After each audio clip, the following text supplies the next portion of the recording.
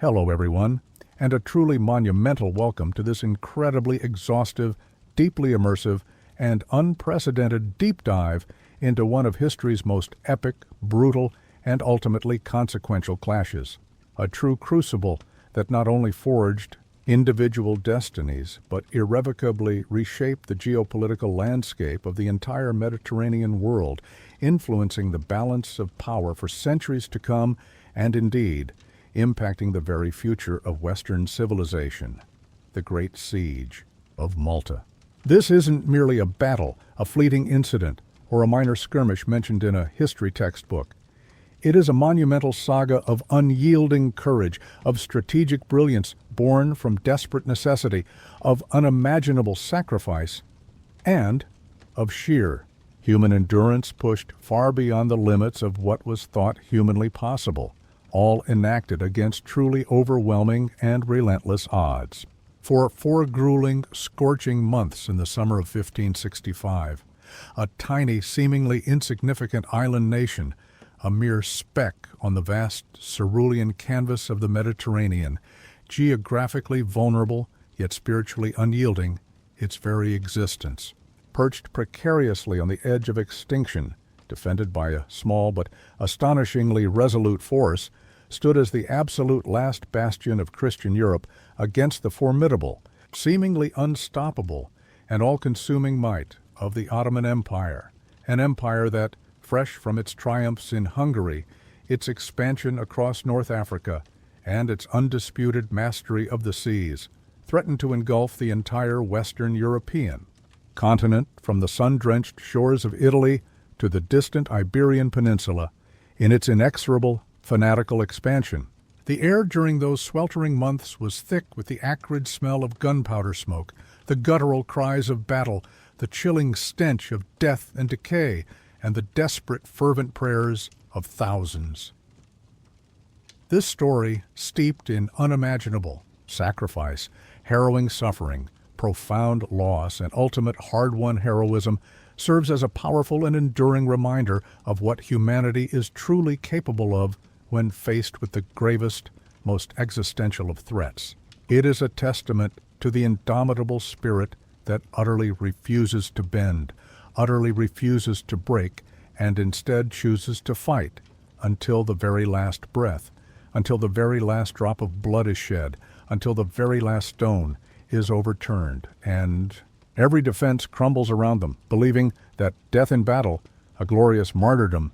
is infinitely preferable to subjugation under a foreign power and a different faith. We're about to embark on an exhaustive, minute-by-minute journey back to a tumultuous era when 2 colossal empires, driven by competing faiths, insatiable ambitions, and fundamentally conflicting worldviews, one seeking universal dominion and a global caliphate, the other fighting for its very survival and the preservation of its religious identity, clashed with terrifying ferocity. When deeply held faith and burning ideology fueled conflicts of existential proportions, and when the fate of an entire continent hung precariously and terrifyingly in the balance, a delicate equilibrium that could tip at any moment, ushering in a new dark age of Ottoman dominion, irrevocably altering the course of civilization itself and rewriting the map of Europe. The stakes were nothing less than the future of Europe, perhaps even the future of Western Christianity, and the very concept of European sovereignty and identity. But before we plunge headfirst into the tumultuous, bloody, and ultimately triumphant events of 1565, before we immerse ourselves in the chilling sounds of cannon fire, the guttural cries of battle, the acrid stench of gunpowder, the desperate prayers of the dying, and the harrowing silence of the aftermath, I want to take a moment, a personal moment, to truly connect with all of you, my incredible, dedicated audience. How was your day? I genuinely hope it was a good one, perhaps even a productive one, or at the very least, a peaceful one, a moment of calm and introspection before we delve into the storm of history and the relentless crucible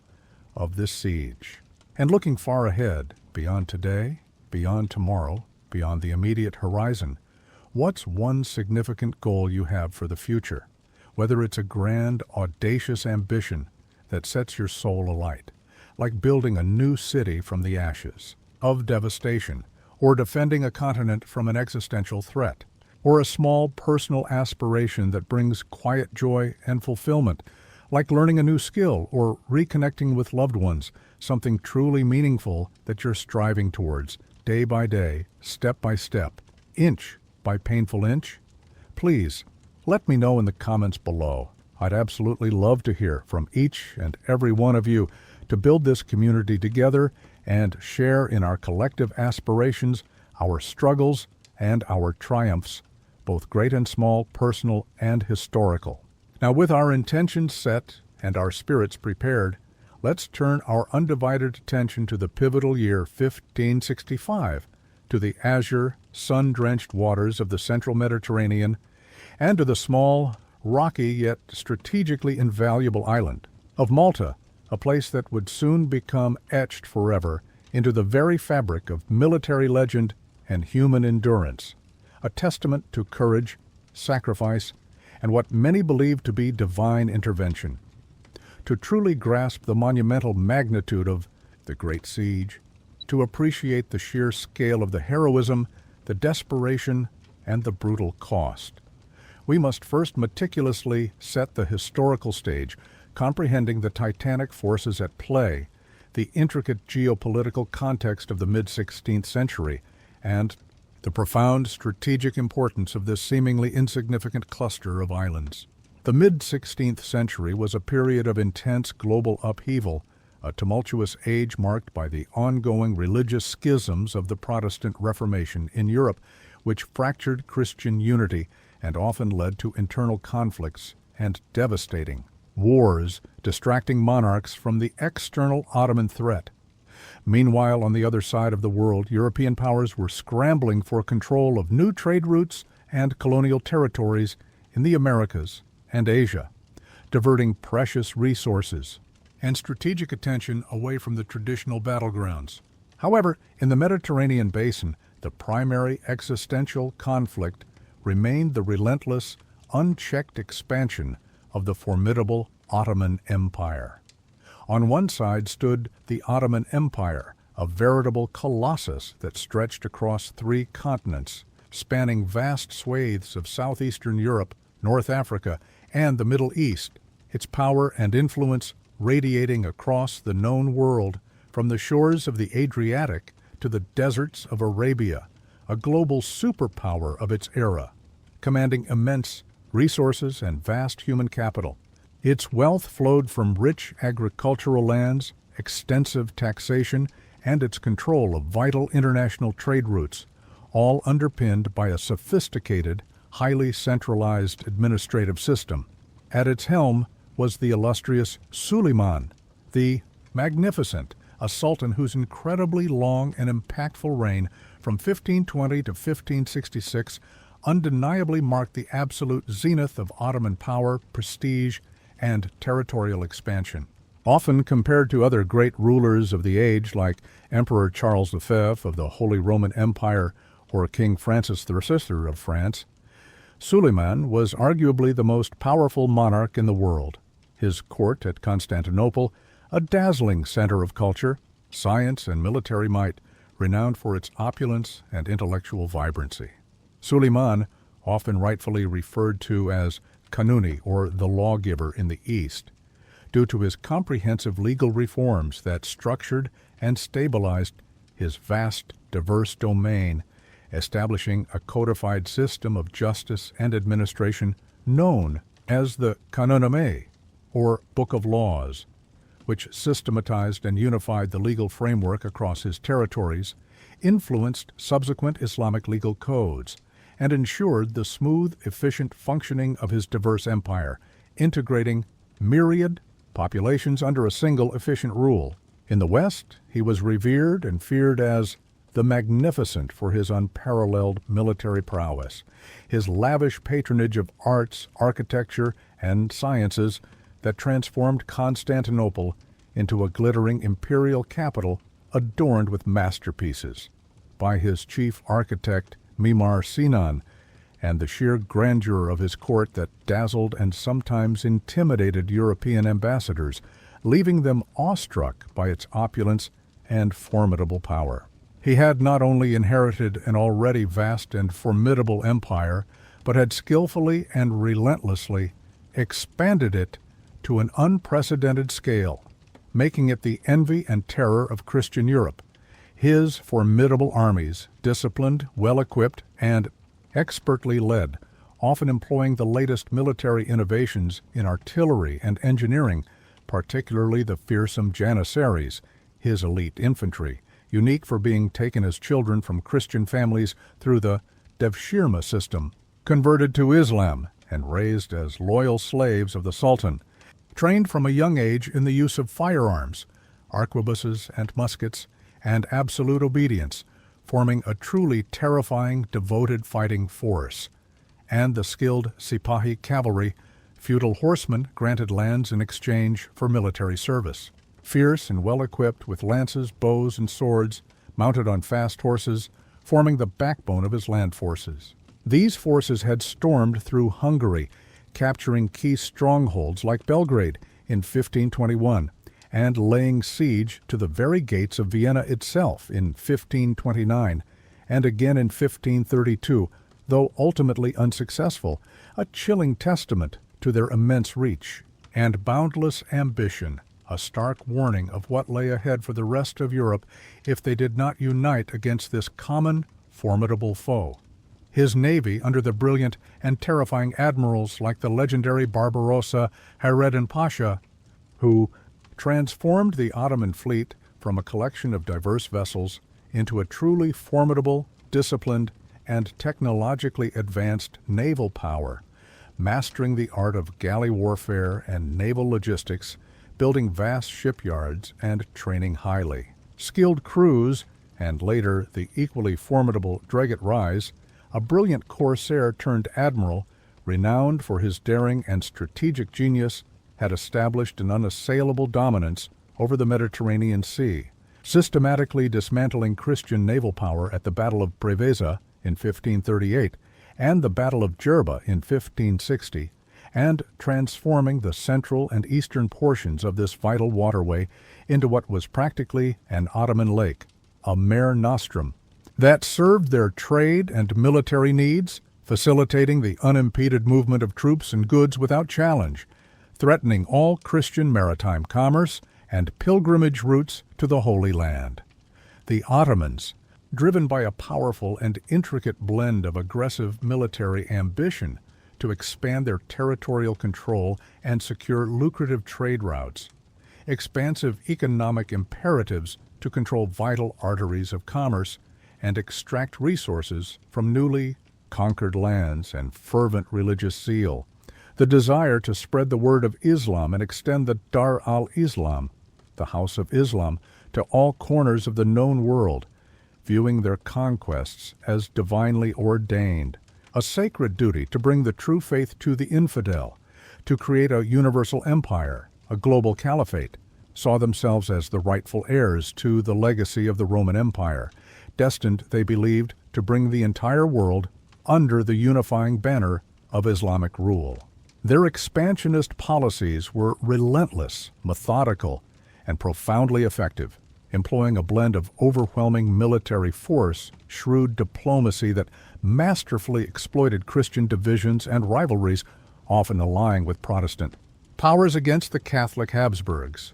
and an uncanny ability to incorporate conquered peoples into their administrative and military structures, often offering better conditions or religious tolerance than their previous rulers, turning former enemies into loyal subjects, a testament to their administrative flexibility. The Mediterranean, a vital artery for trade, communication, and the projection of military and naval power, was a key theater in their grand strategy, a stage upon which they intended to play out their imperial destiny, controlling the flow of goods and ideas and dominating the nascent global economy, bypassing Portuguese and Spanish control of Atlantic routes. They had already swept through North Africa, conquering numerous coastal cities like Tripoli, Algiers, and Tunis, transforming them into formidable bases for their fearsome corsair fleets, which regularly preyed on Christian shipping, raided coastal towns for slaves and plunder, and financed further expansion, truly a scourge of the Christian shipping lanes, threatening the very foundations of European commerce and security, disrupting the vital grain trade from Sicily, the breadbasket of Europe. Crucially, and perhaps most pertinently to our story, they had wrestled the heavily fortified island of Rhodes from the Knights Hospitaller in 1522 after a brutal, grueling 6-month siege, a victory that had further cemented their naval supremacy in the eastern Mediterranean and eliminated a persistent, irritating thorn in their side,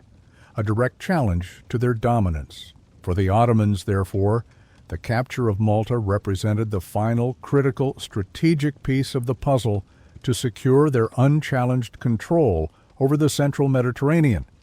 to consolidate their grip on the entire sea,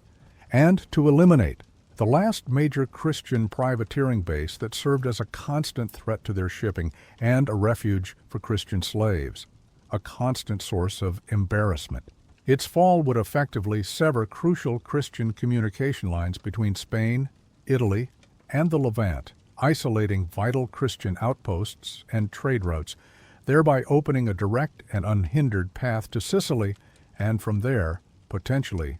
to the very heart of Italy and the Papal States themselves,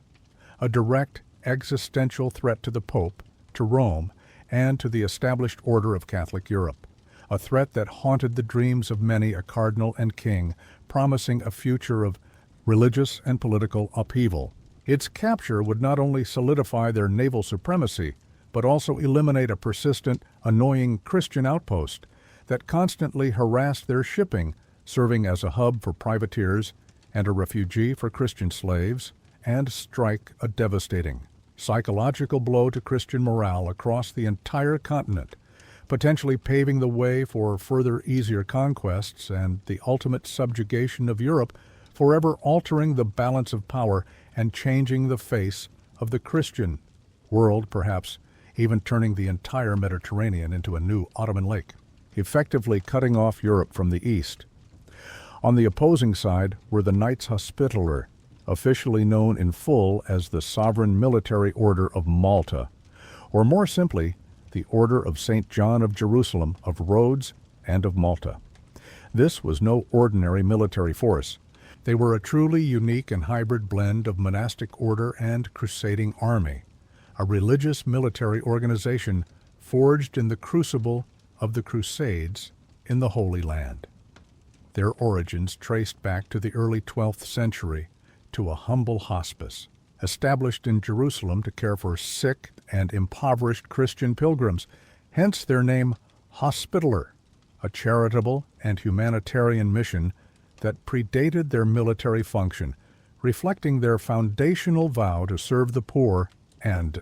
the sick, a principle they would adhere to even in the midst of brutal warfare. Born from charity and spiritual devotion, they soon took on military responsibilities in the volatile Holy Land, protecting pilgrims from bandits and hostile forces, evolving into a recognized military order by papal decree, complete with their distinctive white 8-pointed cross on a red field symbolizing the 8 Beatitudes, or blessings, and the 8 langues, or tongues, into which the order was divided, each representing a linguistic and national group. Over the centuries, through fierce fighting, strategic adaptations, and the acquisition of vast lands and wealth across Europe through donations, endowments, and bequests from devout noble families, they had evolved from a purely charitable organization into a formidable, highly disciplined military order, sworn by sacred vows to protect Christian pilgrims, to care for the sick and the poor, and fundamentally, to defend Christendom against its perceived enemies, primarily the encroaching Islamic powers, maintaining a state of perpetual holy war against the infidel. Their knights, drawn exclusively from the noblest families of Europe, particularly France, Italy, and Spain, dedicated their lives to a monastic military ideal, bound by oaths of poverty, chastity, and obedience. though these were often more honored in the breach than in strict observance for the noble knights themselves, whose lives often reflected the privileges of their noble birth, albeit with a martial purpose and a profound sense of duty, yet also trained as elite warriors, skilled in horsemanship, swordsmanship, and later the effective use of gunpowder weapons like the arquebus, and cannon, becoming masters of siege warfare and naval combat, especially adept at handling galleys. They were organized into langues, or tongues, representing different linguistic and national groups, such as the powerful langues of France, which often had subdivisions like Auvergne and Provence. Italy, Aragon, which included Catalonia and Navarre, Castile, including Portugal, Germany, and England, though the English langue was largely defunct after the Reformation, with its assets confiscated by the crown, a significant loss of resources that weakened the order financially, each with its own hostel, auberge, administrative structure, and responsibilities within the order's complex hierarchy in Malta, often leading to internal rivalries and political maneuvering for power and prestige, but also fostering a diverse pool of talent, resources, and perspectives, pooling strength from across Catholic Europe, an early form of international cooperation. They had famously held the strategic island of Rhodes for over 2 centuries, transforming it into a powerful, almost impregnable maritime stronghold, a constant, irritating, and often damaging thorn in the side of burgeoning Ottoman expansion, a hub for Christian privateering that disrupted Ottoman trade, provided crucial intelligence,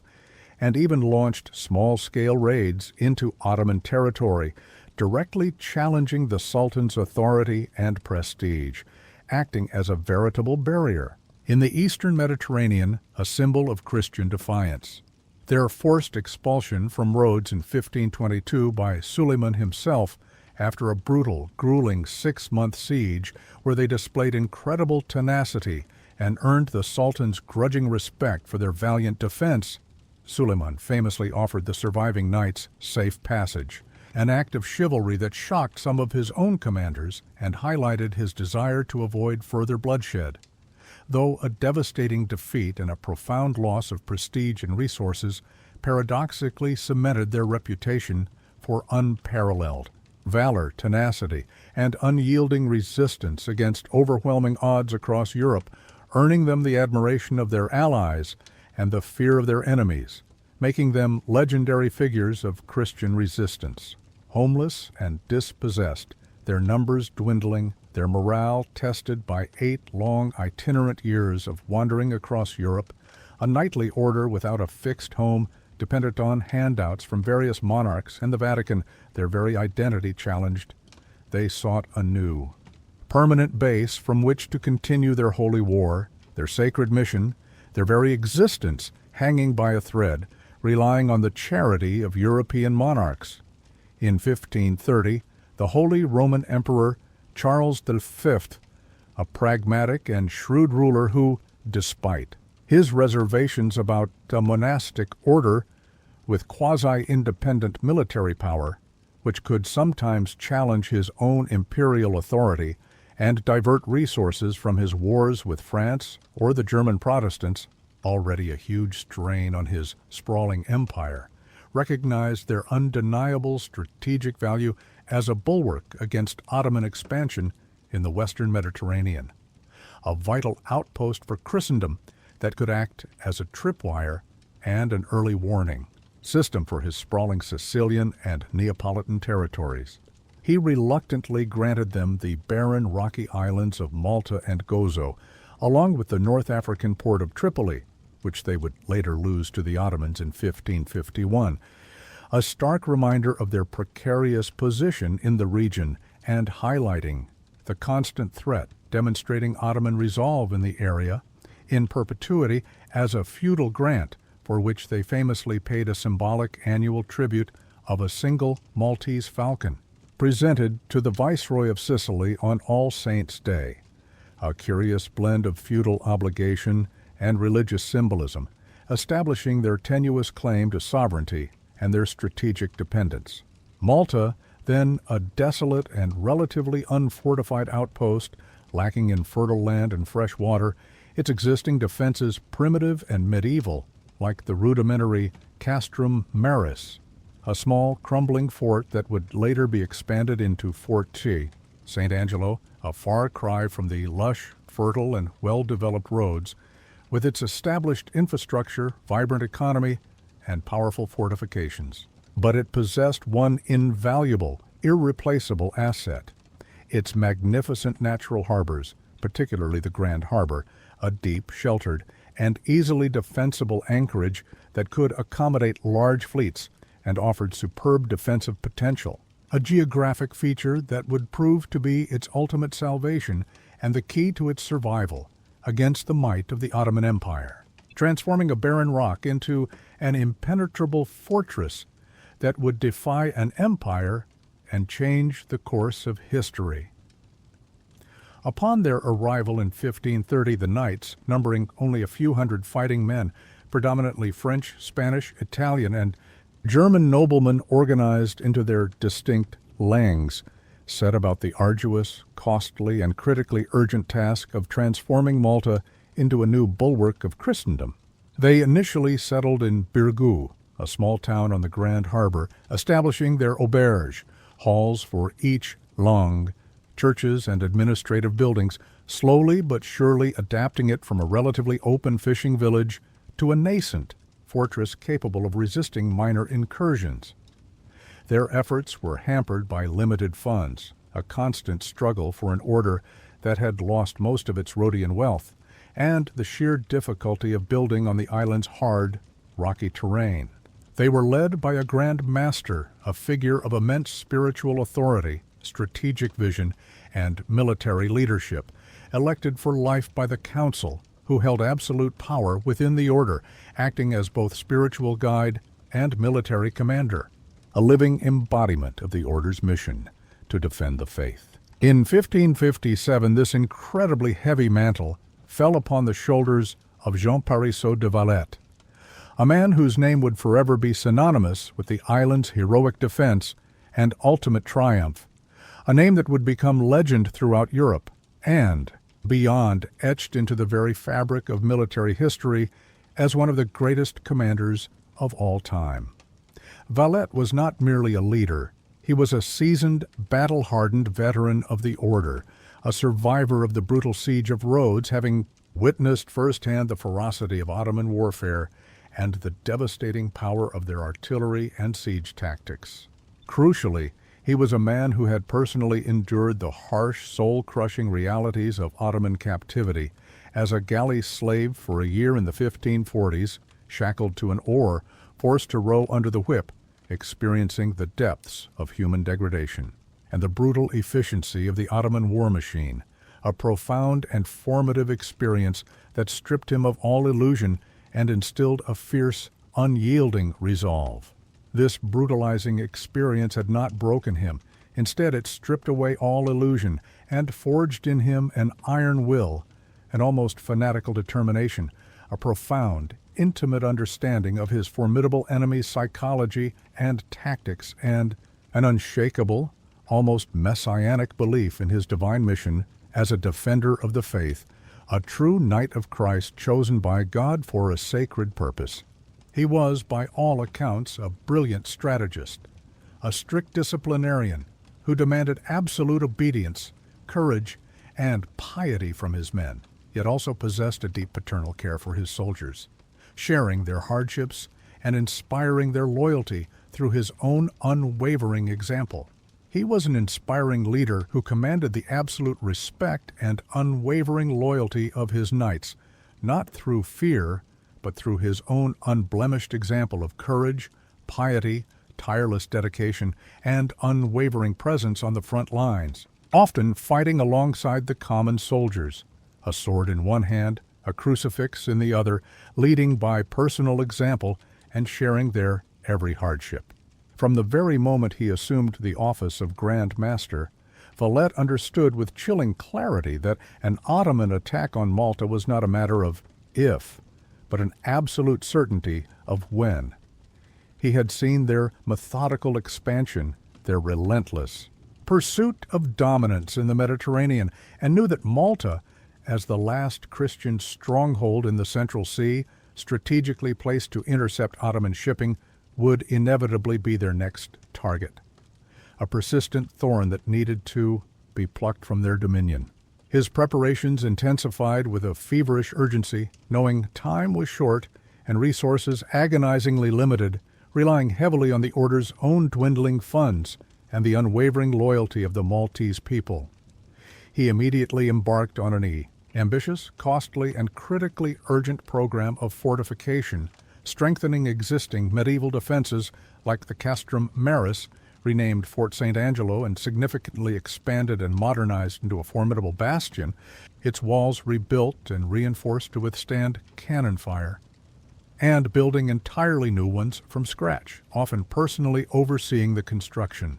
pushing his engineers and laborers mercilessly, sometimes even working alongside them with a pickaxe in hand to inspire faster work and to set an example for the noble knights who were also expected to toil alongside the common workers. Most notably, he championed the construction of the star-shaped Fort St. Elmo, strategically placed at the very tip of the Sybaris Peninsula, directly guarding the crucial entrance to the Grand Harbor, a seemingly small but vitally important choke point that commanded the approach to the inner harbor, a sacrificial lamb designed to delay the enemy at immense cost, a decision that proved tragically prescient. He also ordered the construction of Fort St. Michael on Senglea and significantly improved the landward defenses of Birgu, connecting them with ditches, ravelins, and bastions, creating a formidable defensive network that would withstand an imperial assault employing cutting-edge Trace Italian designs, though often adapted to the unique Maltese terrain. He meticulously stockpiled provisions, recognizing the island's limited agricultural resources and the certainty of a long siege, constructing new cisterns and storage areas deep underground, preparing for a long, arduous siege, knowing starvation and thirst were as deadly as cannon fire. He recruited and rigorously trained the local Maltese militia, who, though initially poorly armed and inexperienced, were fiercely loyal, courageous, and intimately familiar with the rugged terrain of their homeland, forming the bulk of his fighting force and proving to be invaluable in the defense of their homes and families, fighting with desperate courage. He systematically prepared every aspect of the island for the inevitable storm that he knew was brewing, converting every available space into a defensive position or a storage area, even organizing the civilian population for labor and support, roles ensuring their active participation in the defense, making the entire island a fortress, a unified bastion of resistance. The knights, under Valette, often engaged in highly effective and increasingly provocative privateering activities, transforming their galleys into formidable corsair hunters, regularly preying on Ottoman shipping, raiding their coastal territories in North Africa, seizing rich cargoes of silks, spices, and slaves, and significantly freeing thousands of Christian slaves from Ottoman galleys, earning them the undying hatred of the Ottoman Sultan,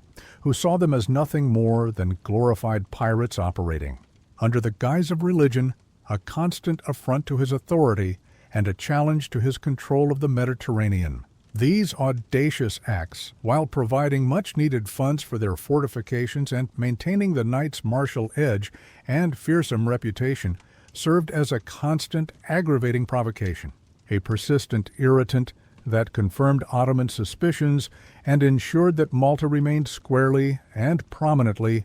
in the crosshairs of Ottoman imperial ambition, marked for absolute, merciless destruction as a symbol of Christian defiance that dared to challenge the Sublime Porte. The year 1565 dawned with an ominous, palpable air of dread and anticipation that swept across Europe, from the furthest reaches of the Spanish Empire to the opulent courts of France and the Italian city-states. Ah, foreboding silence before the storm, broken only by whispers of a coming, terrible war, rumors carried by merchant ships and spies growing louder and more insistent with each passing day. Intelligence reports, though often fragmented, contradictory, and sometimes exaggerated by rumor and fear, consistently pointed to a massive, unprecedented Ottoman mobilization of forces on a scale unseen in decades, reminiscent of the Constantinople or Rhodes campaigns, signaling an attack of imperial proportions against Christendom. Spain, Sicily, the Papal States, Venice, and other European powers received urgent warnings of an impending attack, but the exact target remained a closely guarded secret within the Ottoman High Command, known only to a select few within the Divan, adding to the pervasive anxiety and confusion across Christendom, leaving everyone guessing and paralyzing effective coordinated action. A brilliant stroke of psychological warfare that fostered division and uncertainty. Some believed it would be Sicily, the strategic stepping stone to Italy and a vital breadbasket for the Spanish Empire, a land rich in resources. Others feared Naples, the heart of the Spanish viceroyalty, or even Rome itself, the very seat of Catholic power, a prize that would cripple Christendom and change the course of history forever, signaling the end of the Catholic world order and the triumph of Islam. But Valette, with his shrewd understanding of Ottoman logistics, strategic priorities, and military capabilities, gained from years of fighting them and studying their patterns, knew in his heart, with a grim and almost chilling certainty, that Malta was the true ultimate objective. He had seen their methodical expansion, their relentless pursuit of dominance in the Mediterranean, and knew that Malta, as the last Christian stronghold in the Central Sea, strategically placed to intercept Ottoman shipping, would inevitably be their next target, a persistent thorn that needed to be plucked from their dominion. His preparations intensified with a feverish urgency, knowing time was short and resources agonizingly limited, relying heavily on the order's own dwindling funds and the unwavering loyalty of the Maltese. He issued a general order for all inhabitants to gather inside the fortifications of Birgu and Senglea, or to evacuate to Sicily if they preferred not to endure the siege. The island's native population, numbering around 20,000 to 25,000, was mostly composed of simple farmers and fishermen, unaccustomed to the rigors of large-scale, modern warfare, but fiercely devoted to their island and their faith, a devout people who had endured centuries of foreign rule and were now prepared to fight for their survival and their way of life, their homes, and their families. Valette ordered them to harvest their crops early,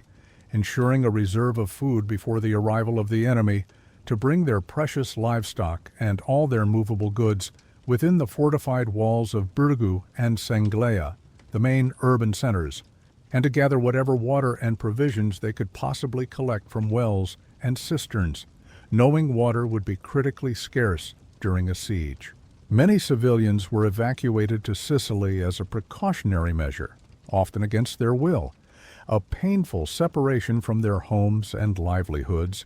but a significant portion, including women, children, and the elderly, bravely remained prepared to endure the horrors of the siege alongside the knights, transforming the cities into bustling, grimly determined fortresses, ready for the storm, contributing their labor and spirit, their very presence, bolstering the defense, and reminding the knights of what they were fighting for.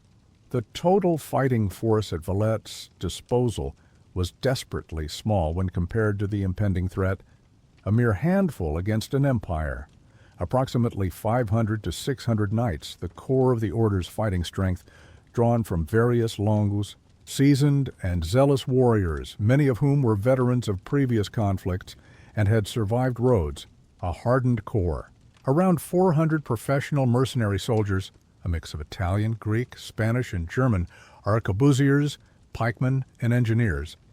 hired with the order's meager funds and often restless, driven by pay rather than faith, but skilled in their craft and indispensable for their expertise. And roughly 3,000 to 4,000 poorly armed but fiercely loyal Maltese militia, who, despite their initial lack of formal training, would prove their courage and resilience, forming the bulk of his fighting force, supplemented by a few hundred Christian slaves impressed into forced labor for digging, hauling, and repairing defenses, often working under incredibly dangerous conditions under constant threat of bombardment. Against this pitifully small, disparate force, the Ottomans were amassing an armada of unprecedented scale, an invasion force that was truly immense, poised to descend like a plague upon the island, threatening to extinguish the flame of Christian resistance and establish an unshakable dominion over the entire Mediterranean, a dominance that would threaten the very heart of Europe itself.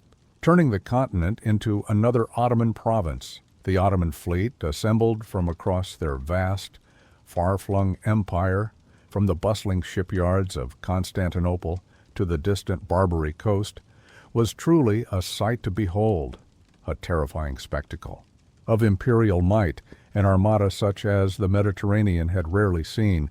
dwarfing any Christian naval force assembled in the last century.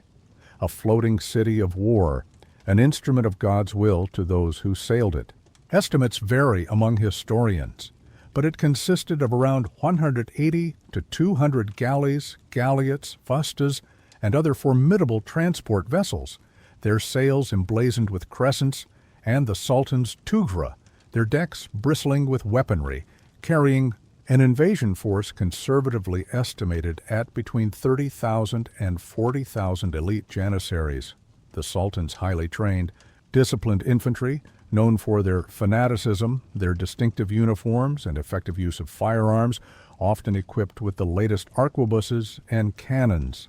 Sipahis, feudal cavalry, fierce and well-equipped with lances, bows, and swords, mounted on fast horses forming formidable shock troops.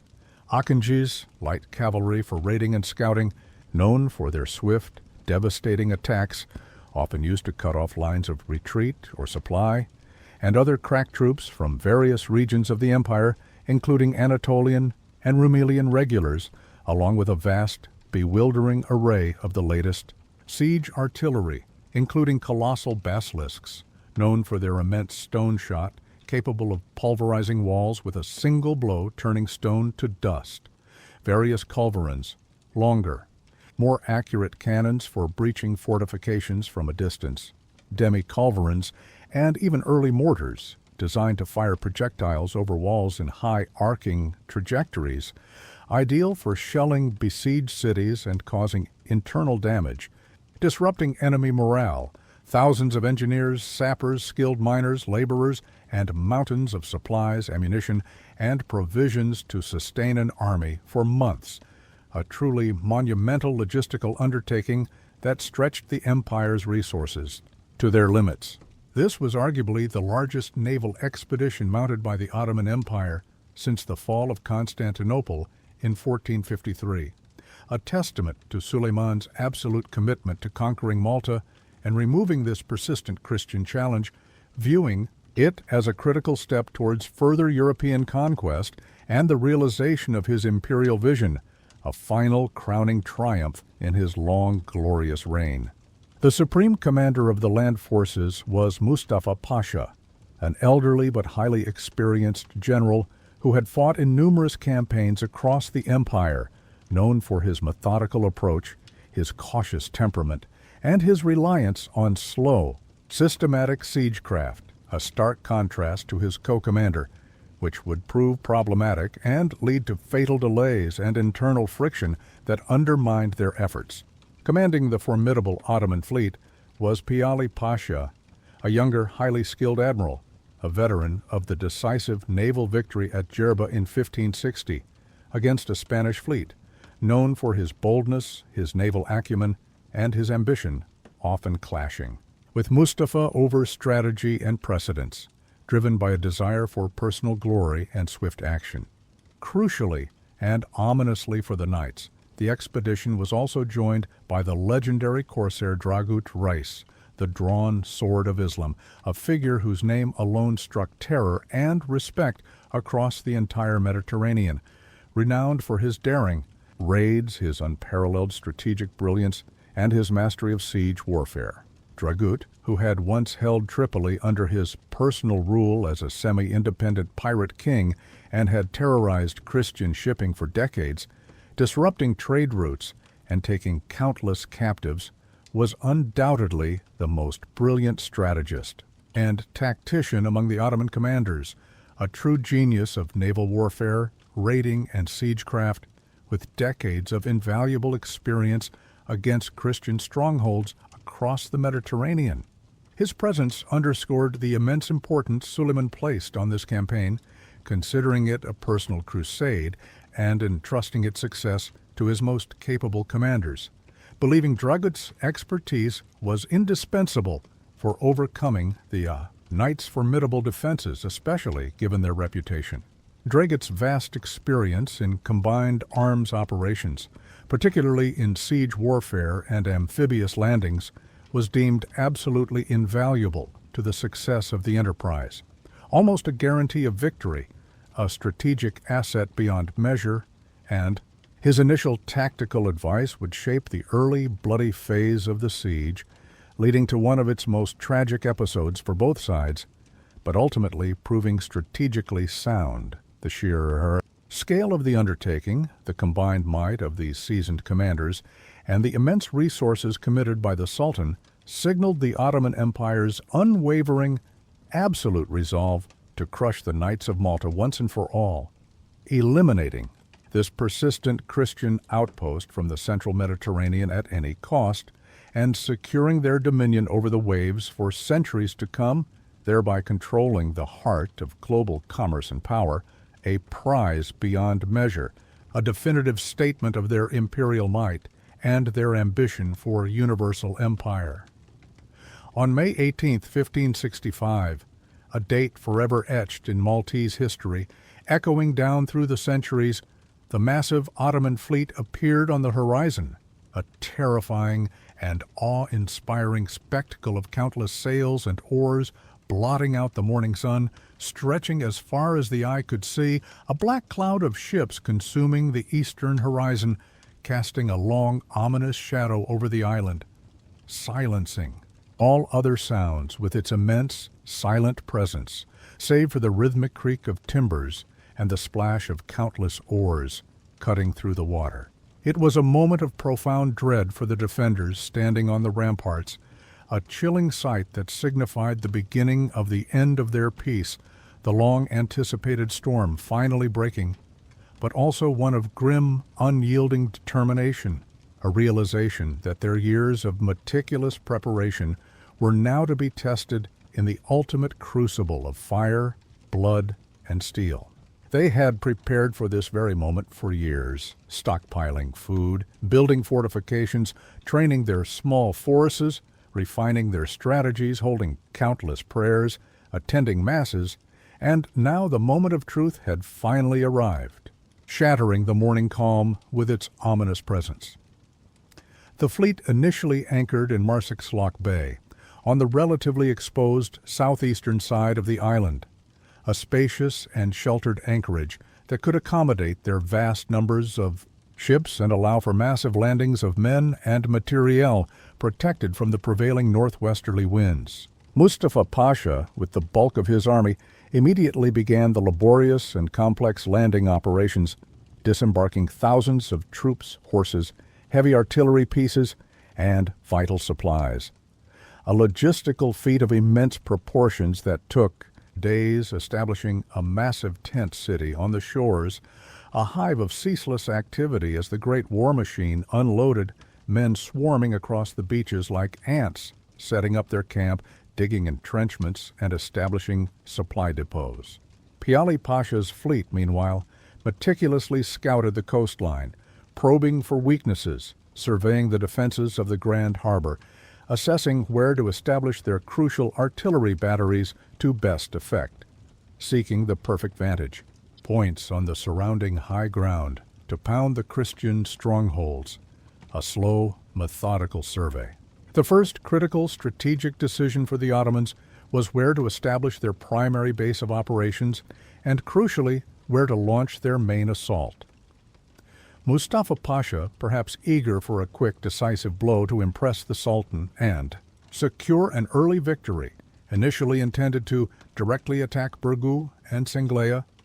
the main fortified cities where the knights and the bulk of their remaining forces were concentrated. Believing that striking at the heart would lead to a swift capitulation and avoid unnecessary delays, much like Rhodes had fallen swiftly after the outer defenses were breached. This seemed logical. Strike at the enemy's perceived strength, break their will quickly by overwhelming their main defenses to secure a decisive victory. However, upon his delayed arrival a few days later, having been delayed by adverse winds that kept his galleys at sea, frustrated at missing the initial landing and eager to assert his authority and strategic acumen, the sagacious Dragut, Rice immediately recognized the crucial, potentially fatal error in Mustafa Pasha's initial plan, a tactical blunder that could doom the entire campaign to prolonged suffering and potentially failure. Dragut, with his unmatched experience in siege warfare and naval strategy, having personally captured numerous Mediterranean strongholds and understood the intricacies of their defenses and the paramount strategic importance of harbors, rightly argued with absolute conviction that attacking the primary, heavily fortified strongholds without first securing the vital Grand Harbor entrance, which was guarded by the relatively isolated but strategically critical Fort St. Elmo, was utter folly, a tactical suicide. He understood with perfect clarity that any Christian ships within the Grand Harbor, the knights had a few galleys, though small in number and lightly armed, could easily harass their landings, disrupt their critical supply lines coming into Marseille's Lock, and even worse, if a Christian relief fleet were to arrive from Sicily, it could easily enter the harbor, establish a secure base within its protected waters, and potentially trap the entire Ottoman expeditionary force between the relief army and the strongholds of Burgu and Sanglea, cutting them off from their fleet and supplies, turning the tables entirely and putting the entire Ottoman force at grave risk of annihilation. Dragut insisted with all his authority and formidable reputation that St. Elmo must fall first, regardless of the cost in men and time, as it was the key to controlling the harbor and ensuring the security of their fleet and their lines of communication, the logistical artery of their entire operation, without which their position was utterly untenable. His irrefutable argument, backed by his formidable reputation as the finest strategist in the Ottoman Empire, prevailed over Mustafa Pasha's initial inclination, and consequently, the overwhelming focus of the massive Ottoman war machine shifted, irrevocably to the small star-shaped fort at the very tip of the Sebaras Peninsula, a decision that would dictate the brutal early weeks of the siege and result in unimaginable carnage, a month of hell that would forever haunt the memories of both besiegers and besieged, a sacrificial battle for a greater strategic goal that would ultimately cost the Ottomans dearly in blood and morale. The entire might of the Ottoman Empire would now be concentrated on this tiny bastion, a testament to its strategic importance. Fort St. Elmo was, by design, a relatively small and modern fortification for its time, but it was primarily a defensive outpost designed to hold a limited garrison and delay an enemy for a short period, rather than to withstand a prolonged, full-scale siege by an imperial army. Its design incorporated some elements of the new Trace Italian style, with low, thick walls angled to deflect cannon fire and bastions designed for flanking fire, but it lacked the sheer depth and multiple defensive layers of the main fortresses, like Burgu. It was heavily reliant on a single ravelin, a triangular protective outerwork designed to deflect cannon fire and shield the main gate, and a deep dry ditch for its immediate defense, rather than immense, layered walls of the type found in Europe's most formidable fortresses. Its primary purpose was to absorb the initial shock of an invasion, to bleed the enemy, and to buy precious time for the main defenses of Burgu and Sanglea to be fully prepared and reinforced, to receive what meager supplies could be ferried, and to strengthen their inner lines, acting as a buffer. Its original garrison consisted of around 100 knights, including some of the most valorous, and 400 professional soldiers, under the command of the elderly but courageous knight, Luigi Broglia, reinforced by a few hundred Maltese militia, bringing its total defenders to about 800 to 1,000 men, a tiny force to face an empire outnumbered by 10s to 1. From May 24 onwards, St. Elmo became the focus of a relentless, unprecedented, and truly terrifying bombardment, unlike anything seen before in terms of intensity and duration. A sustained barrage that transformed the landscape into a lunar surface of pulverized stone, shaking the ground so violently that it could be felt miles away. In Birgu, a constant sickening tremor. The Ottomans, employing immense effort and engineering ingenuity, often forced labor from Christian slaves, and thousands of their own sappers dragged their heaviest artillery, including several massive basilisks, colossal cannons capable of firing 200-pound stone balls with devastating force. Named after a mythical serpent whose gaze could kill, various culverins, longer, more accurate cannons for breaching, demi-culverins, and even early mortars, designed to fire projectiles over walls in high, arcing trajectories, ideal for shelling. Besieged cities and causing internal damage, disrupting enemy morale. Onto the high ground of the Cerberus Peninsula, establishing vast, devastating batteries overlooking the fort from multiple angles, creating a deadly, inescapable crossfire that pounded the fort from dawn till dusk, ceaselessly, turning stone to dust and sending plumes of smoke and debris into the sky, obscuring the sun and creating a perpetual twilight. Day after day, round after countless round, the walls of St. Elmo were pounded into pulverized rubble, stone by agonizing stone, until the fort was barely recognizable, a mere heap of shattered masonry, its very form obscured by dust, smoke, and the stench of gunpowder, the ground trembling constantly under the barrage, creating a living hell for the defenders. The defenders fought with almost unbelievable bravery, repelling assault after furious assault, often in brutal, desperate, and incredibly bloody hand-to-hand combat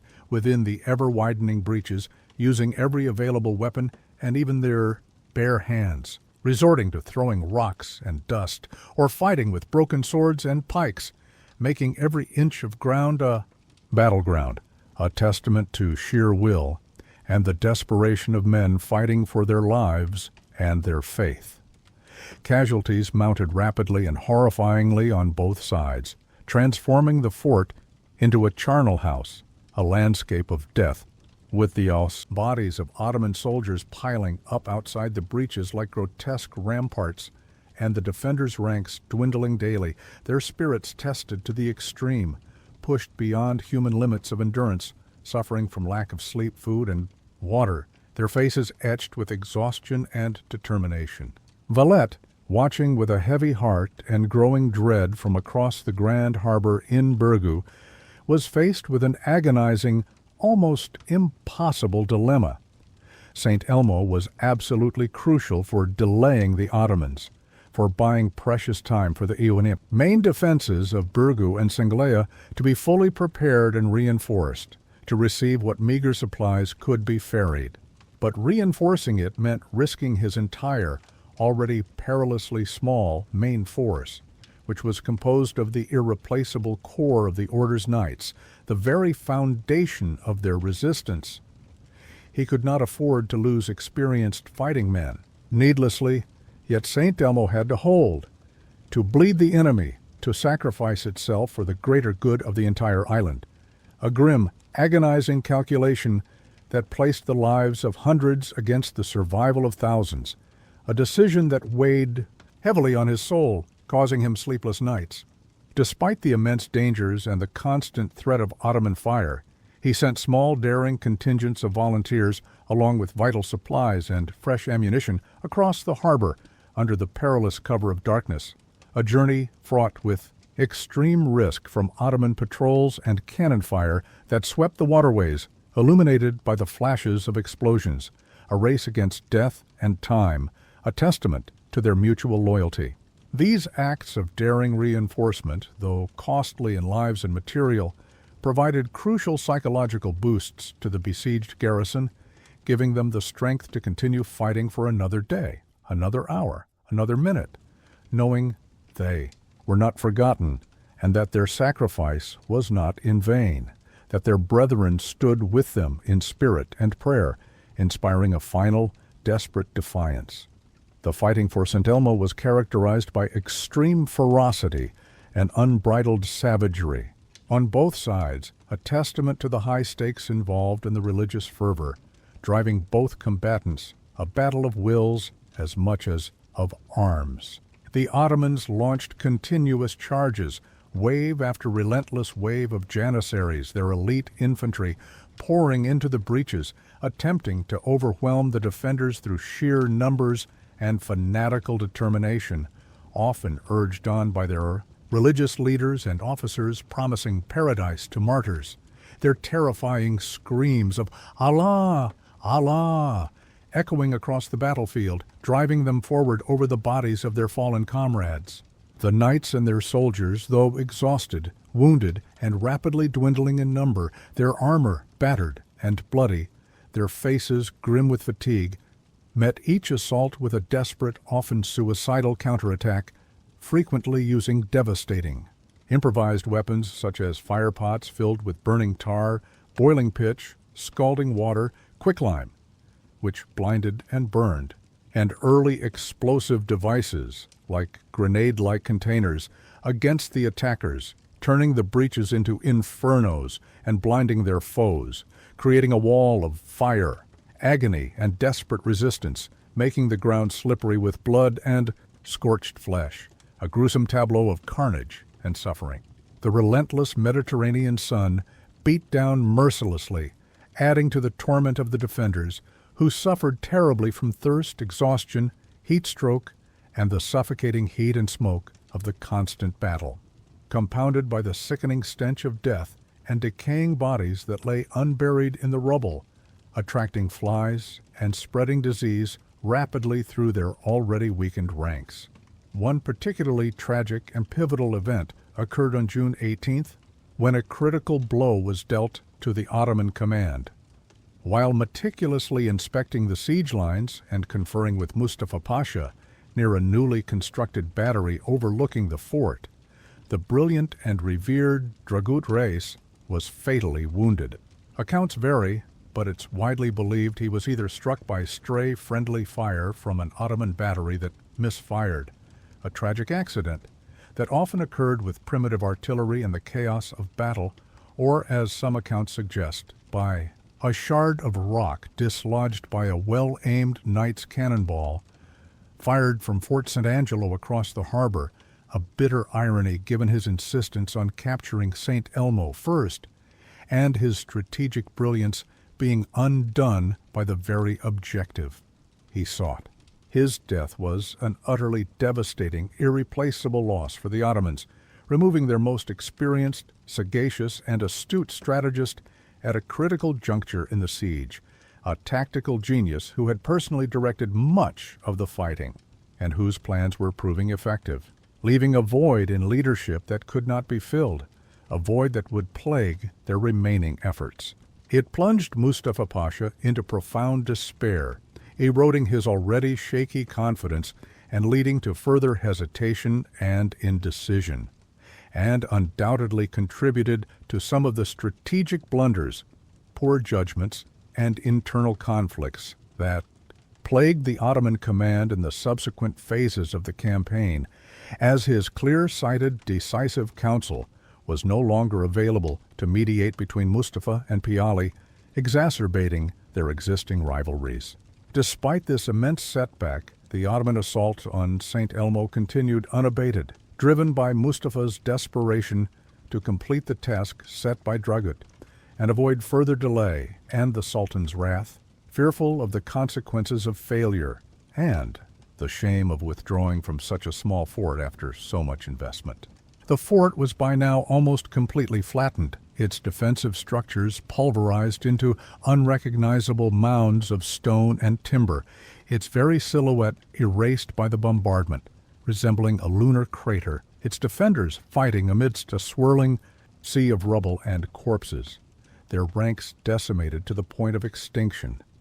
Barely a few hundred remaining, many gravely wounded and unable to move, choosing to die fighting rather than surrender. On June 23rd, after nearly a month of continuous, brutal bombardment and bloody, relentless assaults,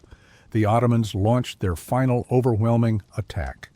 a massive human wave designed to sweep away the last resistance. The remaining defenders, barely numbering a handful of wounded, exhausted, and barely conscious men, made a final defiant stand against overwhelming odds, choosing death over surrender, true to their vows and their order's spirit, fighting until the last man fell. A scene of incredible heroism and desperate sacrifice that captured the imagination of Europe. Not a single knight survived the final assault, every last one killed in battle or executed afterwards, refusing to yield, preferring martyrdom to captivity, their bodies mutilated, but their souls victorious in the eyes of Christendom, a legend etched in blood. The fort fell, becoming a gruesome testament to their ultimate sacrifice, a victory for the Ottomans, but at an unacceptably heavy price that would haunt their command and drain their resources, a Pyrrhic triumph that would define the rest of the siege and prove to be a fatal miscalculation in the long run. The fall of St. Elmo was, for the Ottomans, a classic example of a Pyrrhic victory, a triumph bought at an unsustainably high cost in blood, time, and morale, foreshadowing the ultimate failure of their campaign and their grand imperial design.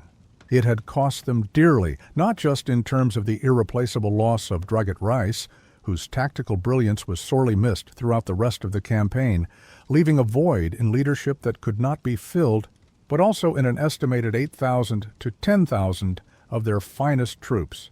including many elite janissaries who were considered the backbone of their army and notoriously difficult to replace, especially in such large numbers, as well as thousands of valuable engineers, sappers, and naval personnel, indispensable for a prolonged siege and for managing their vast fleet effectively. This was a staggering, utterly unsustainable number of casualties for a single, relatively small fort, representing a significant portion of their expeditionary force, and it severely dented their morale, sapped their strength, and, critically,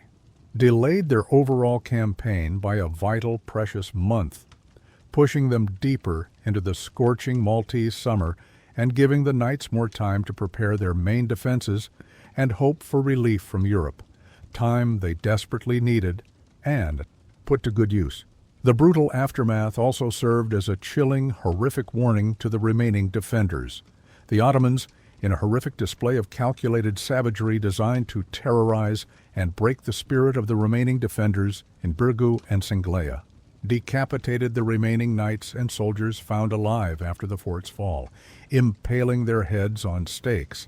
and floating their mutilated bodies across the grand harbor towards Birgu, hoping to instill overwhelming terror and despair to make them lose all hope of resistance and induce a swift surrender, a brutal act of psychological warfare meant to demoralize the enemy. Valet's response was equally defiant, yet grimly calculated to instill fear in his enemies and an unyielding resolve in his own men, refusing to be cowed by barbarism, a leader unwavering in his resolve. He ordered the cannons of Fort St. Angelo to load their guns with the heads of captured Ottoman prisoners and fire them back towards the Ottoman lines, a direct and brutal message that the knights would not be intimidated, they would not be broken, and they would fight to the death, giving no quarter and expecting none. A life for a life, a head for a head, an act of equally brutal defiance that underscored the savagery of the conflict and eliminated any possibility of a negotiated surrender, hardening the hearts of all involved. The fall of St. Elmo, rather than demoralizing the knights as the Ottomans had hoped, instead served to steel their resolve, uniting them in a grim determination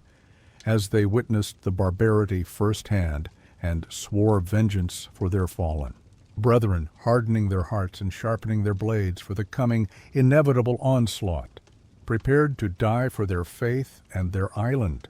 with St. Elmo finally agonizingly in their hands, after a month of relentless fighting and immense casualties that had crippled their elite forces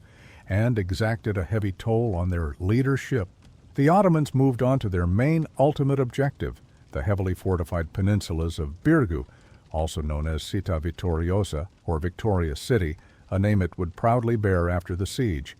and Senglea, Isla di San Michele, the very heart of the Knights' defense and the core of the island's fortifications. These were far more formidable, much larger, and significantly better prepared targets than St. Elmo, designed for prolonged defense with multiple layers of strong stone walls, towering bastions, defensive ravelins, and intricate defensive networks, a true masterpiece of 16th century military engineering, constantly improved by the Knights in the decades leading up to the siege,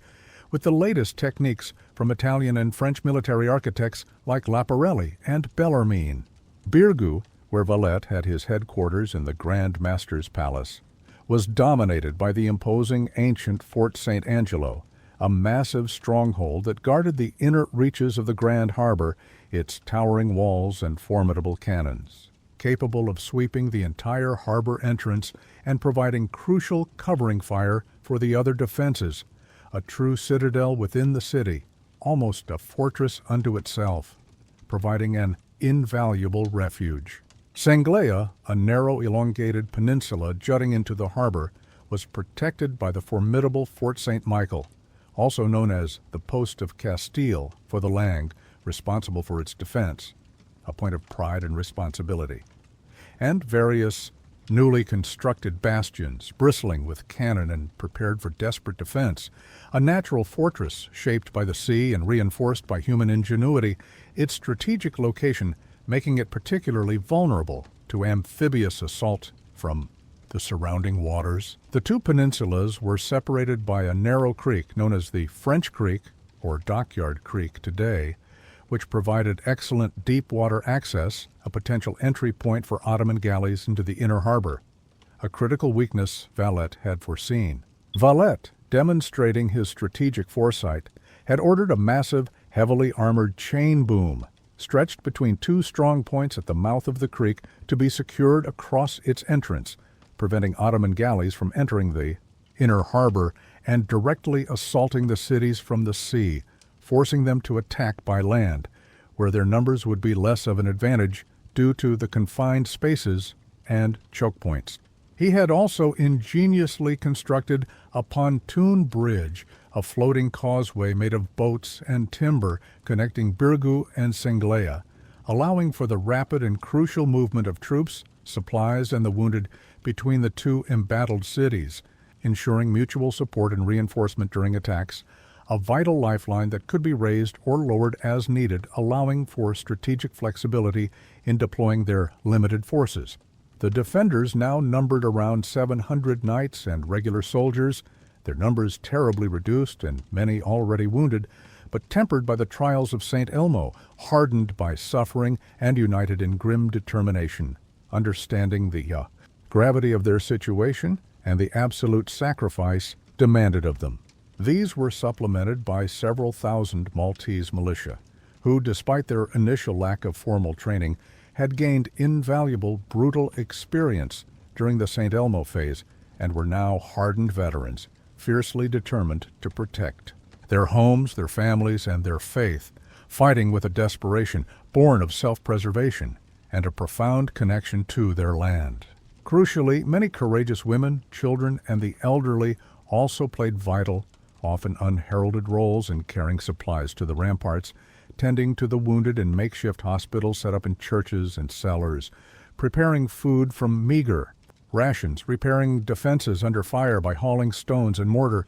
and even melting down lead for bullets and forging crude weapons, their determination as fierce and essential as any soldiers, their lives inextricably linked to the fate of the fortresses, showing a collective will to resist to the last breath, transforming the entire population into a cohesive, if desperate, defensive unit. The siege of Birgu and Sanglea became a relentless, grinding, incredibly destructive war of attrition, a test of pure endurance, psychological fortitude, and spiritual resilience that would push human limits to their absolute breaking point, consuming body and soul under constant duress. The Ottomans, perhaps learning from their costly victory at St. Elmo, began to employ more sophisticated, methodical siege tactics, aiming to systematically dismantle the defenses piece by piece, rather than relying solely on brute force and human wave attacks. They established massive artillery batteries on the high ground of the Sybaris Peninsula, directly across from Birgu, and on Mount Corradino, overlooking Sanglea, positioning hundreds of cannons, including the remaining basilisks and other heavy culverins, to unleash a hurricane of fire from all sides, a truly terrifying deluge of stone and iron that shook the very foundations of the island, creating a perpetual earthquake, turning day into a living hell of constant noise and destruction. Day and night, without respite, thousands upon thousands of cannonballs, some weighing hundreds of pounds, rained down on the walls, pulverizing ancient buildings into dust, reducing homes to rubble, and creating gaping, ever-widening breaches in the once impregnable fortifications, turning them into mountains of loose stones and shattered masonry, ripe for assault.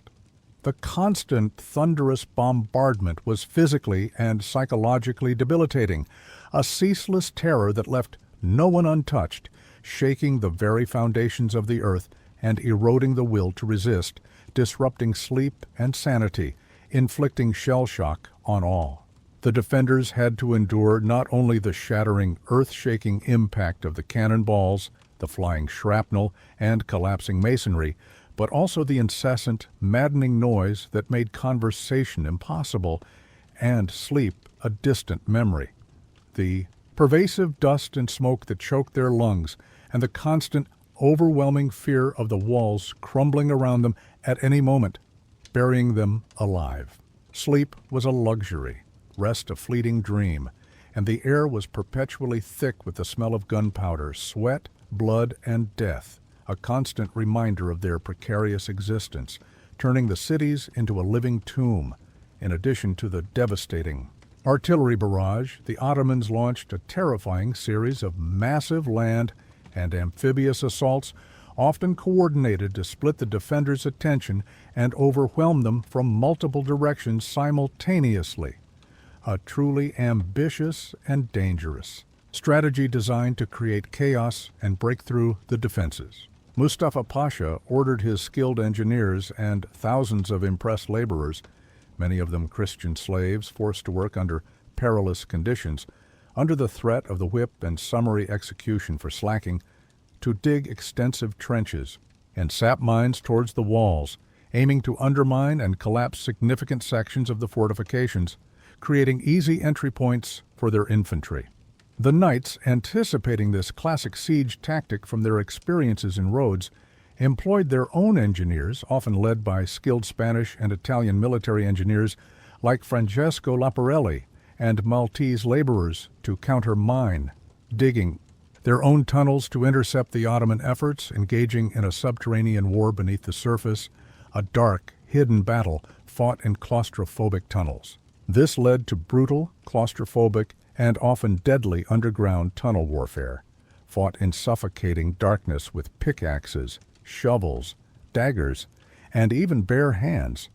A desperate cat-and-mouse game beneath the very ground they stood on, where tunnels could collapse or burst into an enemy gallery at any moment, leading to sudden, violent skirmishes in the pitch black, illuminated only by lantern light or the sparks of colliding steel, with men fighting to the death in unseen caverns. Struggling for air, often in flooded passages, a terrifying unseen dimension of the siege. The fighting on the surface was equally brutal, a ceaseless, bloody melee of unimaginable ferocity. Waves of Ottoman infantry, often preceded by thousands of arrows and volleys of musket fire, stormed the breaches, clambering over the rubble. And the bodies of their fallen comrades, driven by the Janissary ayah and the Sultan's will, their terrifying battle cries of Allah, Allah echoing across the harbor, a terrifying crescendo of sound that heralded another wave of death, a wave that seemed endless, relentless, and all-consuming. The defenders, often outnumbered 10 to 1 or more, met them with desperate, almost suicidal courage, using swords, pikes, arquebuses, and even improvised weapons like stones, fire pots filled with burning tar, boiling oil, quicklime, and the burning wheels of carts rolled down slopes, turning the breaches into slaughterhouses, veritable infernos of death, where men literally melted from the boiling pitch or were suffocated by caustic fumes, their screams mingling with the roar of battle, turning the fortifications into a charnel house. Specific points of attack became legendary for their fierce resistance, such as the post of Castile, the post of Provence, the post of Aragon, and the various bastions of Fort St. Michael and the Santa Margarita lines, each a scene of desperate, heroic stands against overwhelming odds, where individual acts of valor multiplied into collective resistance, pushing back wave after wave of attackers, sometimes for hours on end, at immense cost to both sides. The narrow winding streets of Birgu and Senglea, already choked with rubble and debris from constant bombardment, became killing zones, drenched in blood and echoing with the cries of the wounded and the dying, the constant ringing of steel. On steel, the thud of bodies hitting the ground, the desperate prayers of the living and the last gasps of the fallen. A symphony of suffering and defiance, day after day, week after week, under the unrelenting Mediterranean sun stretching into a seemingly endless nightmare. One of the most intense, pivotal, and nearly catastrophic assaults occurred on July 15th, when the Ottomans launched a meticulously coordinated combined land and sea attack on Senglea, aiming to overwhelm it from multiple directions simultaneously, a truly ambitious and dangerous strategy designed to achieve a decisive breakthrough and end the siege. While a large force attacked Fort St. Michael from the land side, attempting to break through the landward defenses and capture the crucial bastions, a fleet of 80 galleots, light and agile war vessels loaded with thousands of fresh Janissaries and other crack troops attempted to land directly on Senglea's exposed flank, assaulting the seaward walls that face the French Creek, attempting to bypass the main defenses and surround the city from the water, a classic pincer movement, designed to overwhelm the defenders from two sides. Valette, with his characteristic foresight and strategic genius, had meticulously foreseen this very possibility, and had ordered the construction of a cunningly designed palisade of sharpened underwater stakes and chains along the waterline, extending just beneath the surface, creating a deadly, invisible obstacle course for the Ottoman boats, ripping their hulls and impaling their soldiers as they attempted to land,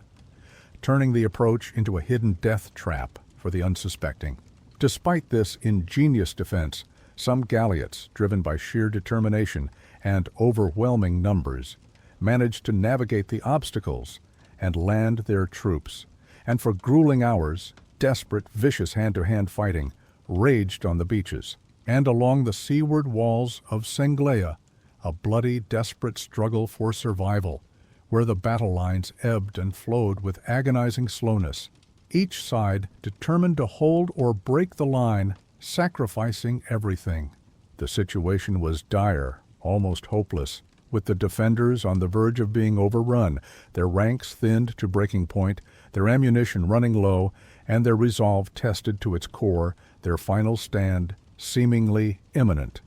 But at a critical, desperate moment, the Grand Master, displaying his tactical brilliance and intimate knowledge of his defenses, ordered a small, previously hidden battery of cannons, cleverly positioned at the mouth of the Grand Harbor,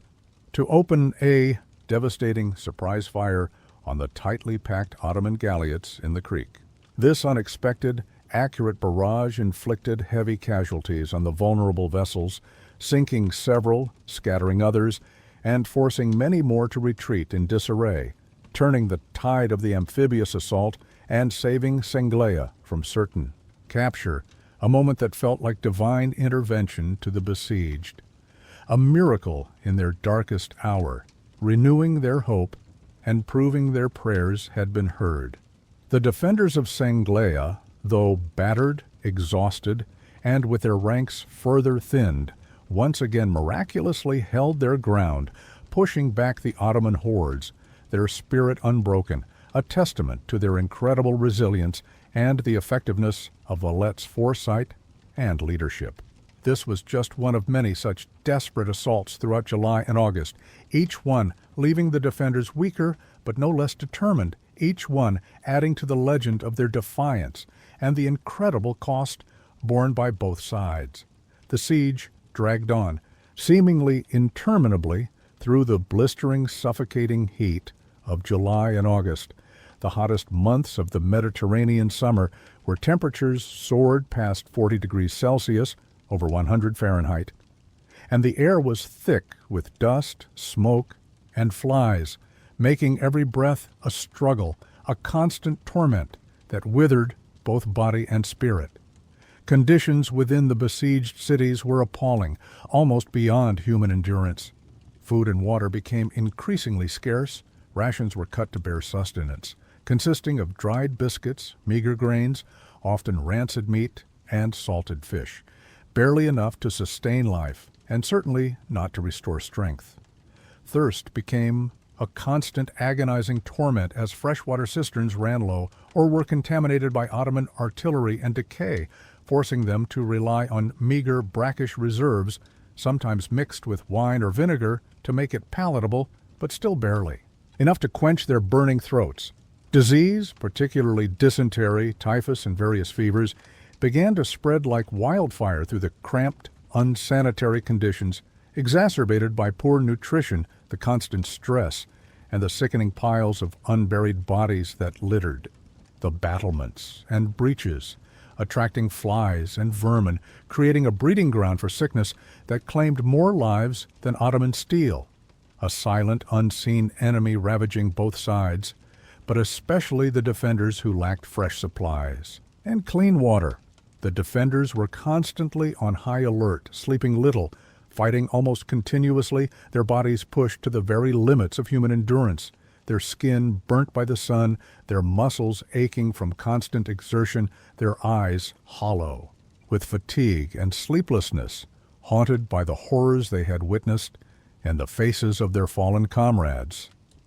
Morale, though remarkably resilient given the circumstances, was tested to its absolute breaking point day after day, week after week,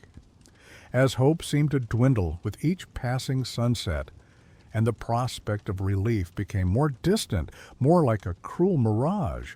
a feverish dream. Valet, despite his own exhaustion, occasional minor wounds from stray shots and falling debris, and profound grief for his fallen knights, remained an inspiring, stoic, and almost mythical figure, a pillar of unwavering strength around whom the shattered remnants of his force rallied, his presence alone a source of immense courage and resolve that shored up crumbling morale. He personally oversaw defenses, constantly moving along the ramparts, inspecting damage, urging repairs, personally tending to the wounded in makeshift hospitals set up in churches and cellars, offering words of encouragement and spiritual solace, and even fighting alongside his men in the breaches, wielding his sword, leading by example, and sharing in every hardship,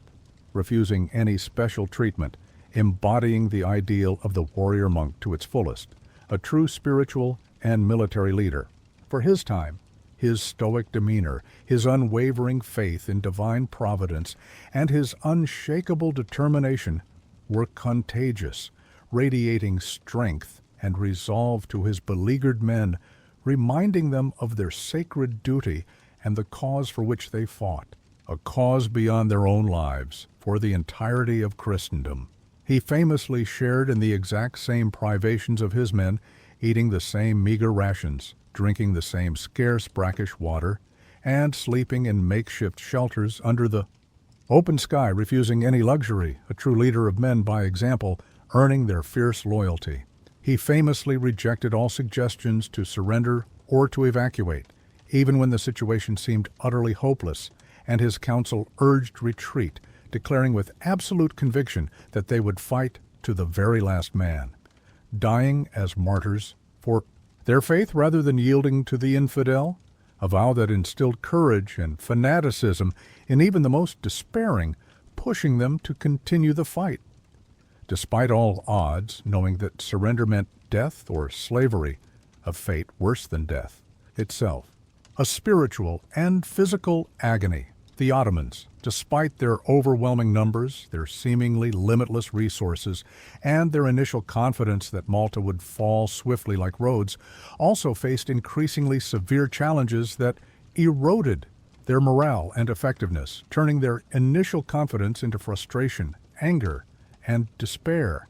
their grand plans unraveling under the relentless heat and stubborn resistance. Their casualties continued to mount at an alarming rate, far exceeding all initial expectations, a constant, unsustainable drain on their manpower and will, especially the irreplaceable loss of their elite janissaries, who were becoming increasingly mutinous due to the lack of progress, heavy losses, and the grueling conditions, complaining openly about their commanders' poor decisions and the futility of the siege. The fierce, almost suicidal resistance of the knights, combined with the extreme, unremitting heat of the Maltese summer, the relentless spread of disease within their vast, overcrowded camp, which suffered from much worse sanitation than the besieged cities due to their sheer numbers and lack of proper infrastructure, leading to widespread epidemics of dysentery and typhoid that decimated their ranks and weakened their remaining soldiers, turning healthy men into sickly shadows, and the mounting logistical problems of supplying such a massive force so far from home began to take a catastrophic toll on their morale and fighting capability. Ships had to constantly ferry water from Sicily as the island's wells were poisoned or captured, and provisions had to be brought from Constantinople or North Africa, a logistical nightmare that depleted their supplies and left them vulnerable to harassment by the few remaining Christian ships that dared to venture close. Mustafa Pasha and Piali. Pasha, often at odds with each other, their initial respect replaced by mutual recrimination and distrust, found their command structure fractured, leading to agonizing delays, indecision, and missed opportunities that cost them dearly in time and lives, a fatal lack of unity at the top without Dragut's mediating influence. Their initial confidence had been replaced by growing frustration, a sense of disbelief at the defenders' tenacity, and a growing sense of desperation as weeks turned into months, and the campaigning season drew to a close with winter approaching, making naval operations increasingly dangerous and the threat of storms ever present in the unforgiving Mediterranean, threatening to scatter their fleet and strand their army, ensuring their destruction. They had expected a swift, decisive victory, a repeat of the glorious fall of Rhodes, but Malta was proving to be an infinitely tougher nut to crack, a fortress of human spirit as much as stone and mortar, imbued with a sacred purpose that defied military logic and brute force, absorbing every blow and responding with defiance, wearing down the might of the empire. The constant brutal fighting, the high casualties, and the persistent, elusive nature of the victory began to sow seeds of discontent, desertion, and demoralization throughout the Ottoman ranks, leading to open grumbling and even acts of insubordination. Among their elite janissaries, who traditionally held significant power and could challenge their commanders, eroding imperial authority. The loss of Dragut Reis, the only commander capable of uniting the two pashas and providing clear strategic direction, was felt keenly, leaving a void that could not be filled, a shadow over their entire effort. The Ottomans were, despite their overwhelming numbers, slowly but surely being worn down, their mighty war machine faltering under the strain of an unexpected, protracted siege, their morale shattered, their fighting spirit waning with each failed assault. As August drew to a close, casting long shadows over the ravaged island, the situation for the defenders became increasingly dire, their reserves of strength almost fully depleted. Their ammunition was running perilously low, their precious gunpowder almost exhausted, their numbers severely depleted, with only a few hundred able-bodied men left to man the vast defenses, and their once formidable fortifications were little, more than mounds of pulverized rubble, barely able to offer any protection against the incessant bombardment, resembling more a heap of stones than a fortress, seemingly on the verge of total collapse at any moment, its very existence hanging by a thread, waiting for the final blow. Yet with an almost miraculous tenacity, they continued to fight, buoyed by the increasingly faint but persistent hope of a relief force from Christian Europe. Valette had sent urgent, desperate appeals to Christian powers across Europe, particularly to Philip II of Spain, the most powerful monarch in Europe, and the de facto protector of the order, and his viceroy in Sicily, Don Garcia de Toledo. But aid was agonizingly slow in coming, hampered by political caution, Philip's desire to avoid a direct, costly confrontation with the main Ottoman fleet, which might endanger his entire navy, the very backbone of his power and imperial reach. Inter-European rivalries, Venice's reluctance to aid the order, which it viewed as a commercial and naval competitor, and French-Spanish tensions that made cooperation difficult, with France often implicitly supporting the Ottomans against the Habsburgs, logistical challenges of assembling a large fleet and army in a timely manner. It took months to gather and equip thousands of men and ships, to provision them, and to coordinate their movements, and Philip's inherent reluctance to risk his precious fleet in a direct confrontation with the mighty Ottoman navy, preferring to preserve his strength for other less risky campaigns in Flanders or against France, seeing Malta as a secondary concern compared to his continental ambitions. Don Garcia, while personally sympathetic to the knight's plight and fully aware of the strategic importance of Malta as a shield for Sicily and the rest of Italy, also feared risking his valuable forces against such an overwhelming foe, especially with Ottoman forces potentially raiding the Sicilian coast, putting his own viceroyalty at risk should his relief force be defeated. The Gran Soccorso, the Great Relief, became a mythical hope for the besieged, a desperate whispered prayer on their parched lips, a flickering flame in the all-encompassing darkness, a promise that seemed increasingly unlikely to materialize as the days turned into weeks and the merciless sun continued to beat down upon their suffering, each day bringing new losses and greater despair. Rumors of its approach, often false and cruel, would sweep through the besieged cities, offering fleeting moments of elation before crushing disappointment,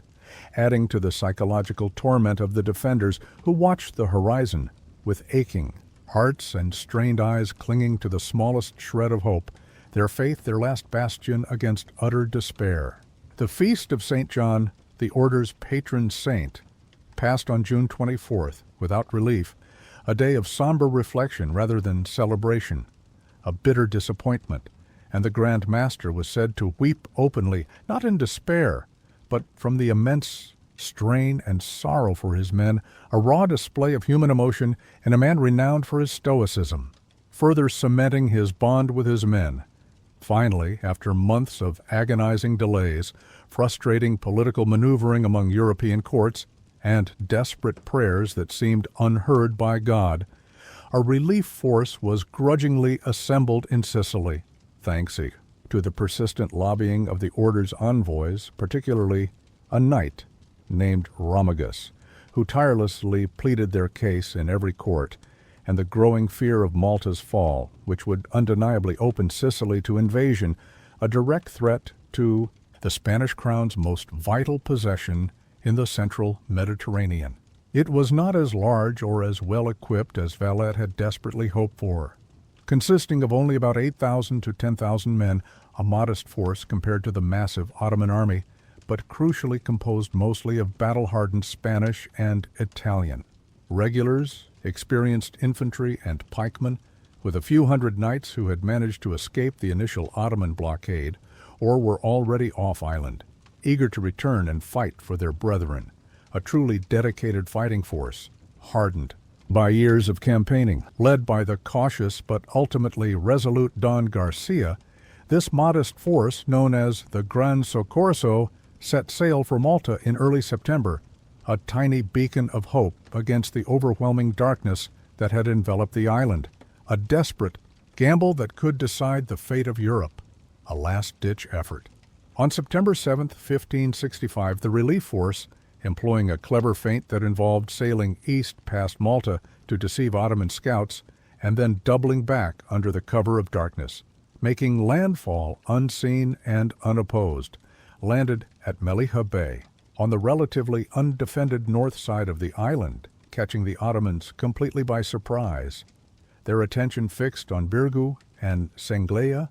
and their internal strife, their scouts having failed them, focusing on the southern approaches, complacent. In their supposed victory, Mustafa Pasha, weary, demoralized, and increasingly desperate for a decisive victory to present to his sultan before winter set in and his troops became truly mutinous, had launched one final absolutely massive all-out assault on Birgu and Senglea just days before, on September 5th, a last desperate gamble to break the siege before relief arrived. A final bloody push that cost him dearly in men and morale, leaving his troops utterly exhausted, their fighting spirit all but extinguished. This assault, like all the others, was repelled with terrible losses for the Ottomans, but it left the defenders utterly exhausted, their last reserves of strength expended and at the very brink of complete collapse, barely able to stand and fight any longer, their resistance fueled only by sheer willpower and a prayer, having fired their last cannonballs and launched their last firepots, their strength literally at its end. When news reached Mustafa Pasha of the Christian landing, he initially dismissed it, believing it to be a small skirmishing force, a mere distraction, a trick to draw him away from the main assault on Birgu,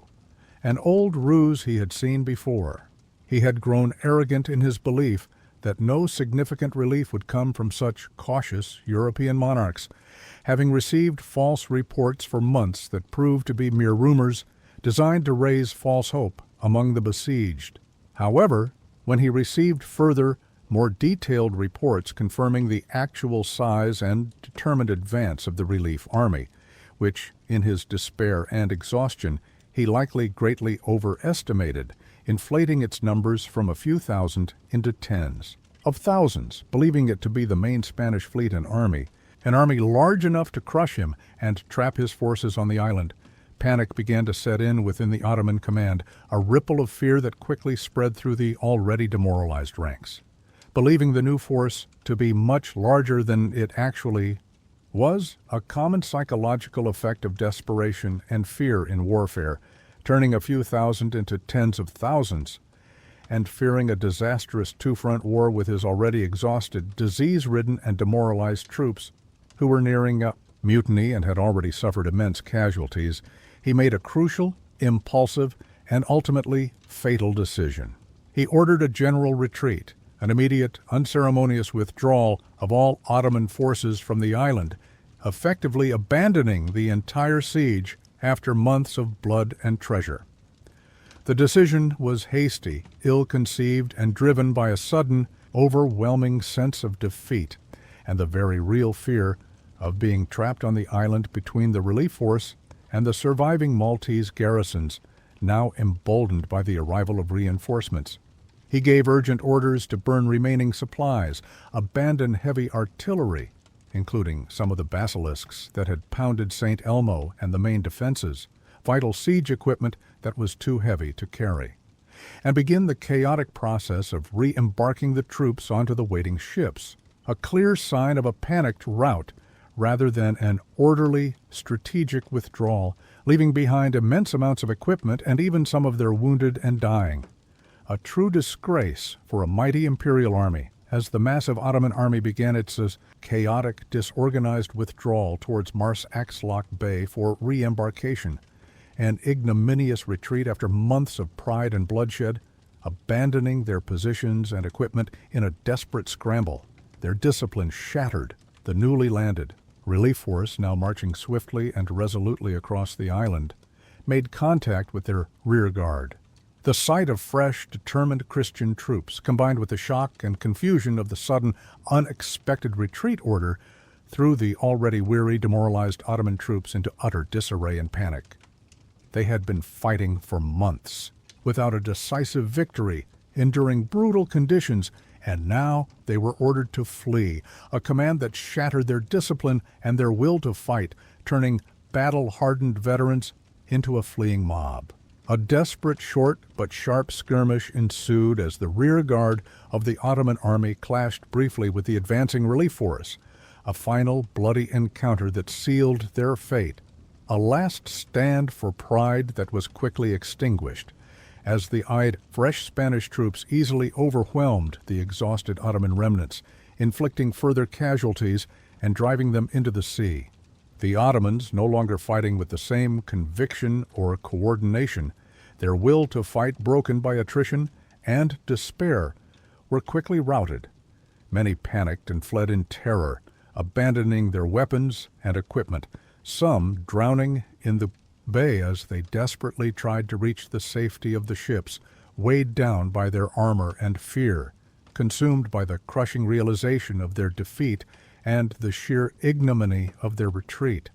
a flight of panic and utter humiliation. The retreat quickly devolved into a desperate flight for survival, a humiliating end to a grand imperial ambition, marking the failure of a grand design and the unmaking of a formidable armada. A true debacle for the Sublime Porte, a bitter scar on the Sultan's otherwise triumphant reign. By September 11, 1565, a mere 4 days after the relief force landed, the last Ottoman ships had departed from Maltese waters, sailing away in humiliation, their grand armada reduced to a symbol of defeat and failure, their crescent banners drooping in disgrace, leaving behind a scene of utter devastation, countless dead bodies, and a monumental, epoch-defining failure. The Great Siege of Malta was over. Malta had held. Christendom had been saved. The island, though scarred and broken, its landscape a testament to human folly and destruction, stood defiant, a beacon of unexpected triumph against seemingly insurmountable odds, its name now whispered in awe and reverence across Europe, a legend born in blood and fire that would inspire generations and symbolize the resilience of Christian faith against all challenges. The cost of the siege was immense and truly catastrophic for both sides, a testament to the unbridled brutality and immense human toll of 16th century warfare.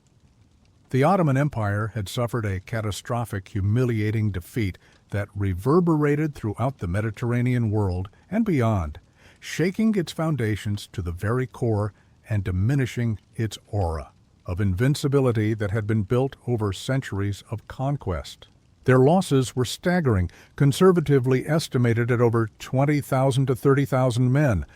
a truly enormous toll for a single campaign, including many of their most skilled janissaries, highly trained sipahis, and invaluable naval personnel, losses that were difficult, if not impossible, to replace quickly, crippling their long-term military capabilities and draining their imperial coffers significantly, a drain from which they would never fully recover, a costly misadventure. This represented a significant portion of their imperial army and fleet, an irreplaceable drain on their military strength, and it delivered a severe, undeniable blow to their military prestige and resources, marking a turning point in their expansionist ambitions. The Ottoman Empire, though still powerful, never fully recovered from this strategic blunder and the immense human cost, particularly the loss of so many elite troops and experienced commanders like Dragut Reis, whose absence was felt deeply in subsequent campaigns. Their relentless expansionist ambitions in the Western Mediterranean were effectively, decisively halted, a strategic pivot that redirected their focus to other fronts, notably against Persia and in the Black Sea, but the dream of conquering Europe through the Mediterranean was severely damaged, if not entirely extinguished, a dream shattered on the rocks of Malta, a painful and humiliating failure that would be remembered for centuries. Suleiman the Magnificent, who had seen his dreams of conquering Europe dashed at the gates of Vienna, and now, decisively, at the shores of tiny Malta, was profoundly disheartened and personally humiliated by this unexpected failure, a bitter stain on his glorious reign, the only major defeat of his otherwise triumphant military career. He died just a year later, in 1566, during another campaign in Hungary, still seeking to regain the glory lost at Malta, and with his passing, the golden age of Ottoman expansion began its slow, inexorable decline, a decline perhaps hastened, and certainly symbolized by the events in Malta, which proved the limits of their reach and the strength of determined Christian resistance, forcing a recalibration of imperial ambitions and a retreat from the aggressive Mediterranean expansion. For the Knights of Malta and the courageous Maltese people, the victory came at an almost unbearable price, a triumph built on the bodies of their fallen and the devastating destruction of their homeland. Of the approximately 9,000 defenders at the start of the siege, including knights, professional mercenaries, and Maltese militia,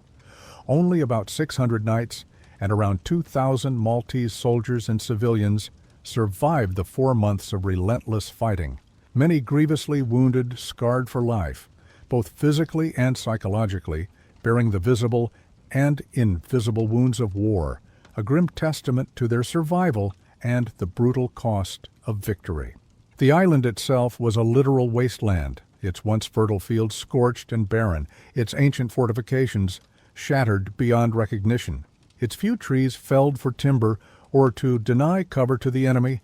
and its population decimated by war. Famine and disease reduced to a mere fraction of its pre-siege numbers, its infrastructure in ruins, its economy shattered.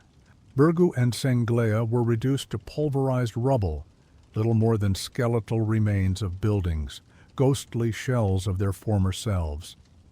And the stench of death hung heavy in the air for weeks, a grim, pervasive reminder of the recent horrors, a land of desolation and despair, yet paradoxically, a place of immense pride and newfound identity forged in the fires of battle. Yet amidst the ruins, amidst the unimaginable suffering, there was an overwhelming, palpable sense of triumph, relief, and an unshakable belief that they had defied the odds and achieved the impossible, that God had indeed intervened to protect His faithful servants in their darkest hour, a divine miracle that reinforced their faith and inspired a generation, a belief that would define their future. They had faced the greatest military power of their age and emerged victorious, battered but unbroken, their spirit soaring in defiance, a testament to what unwavering faith and courage could achieve when all hope seemed lost, a narrative of biblical proportions. The Great Siege of Malta had profound and far-reaching significance that extended far beyond the confines of the island itself, echoing throughout Europe and beyond for centuries to come, forever altering the course of Mediterranean history and shaping geopolitical alliances and strategies. Firstly, and perhaps most crucially, it marked a definitive turning point in the centuries-long struggle for dominance in the Mediterranean Sea between the Ottoman Empire and the Christian powers. It shattered the pervasive myth of Ottoman invincibility, demonstrating unequivocally that their seemingly unstoppable expansion could be checked, their military might resisted, and even defeated by a numerically inferior yet more resolute foe, providing a blueprint for successful defense against the seemingly overwhelming Ottoman machine, a template for resistance. This victory provided a much-needed, immense psychological boost to Christian Europe, which had been living under the terrifying shadow of Ottoman power and expansion for decades,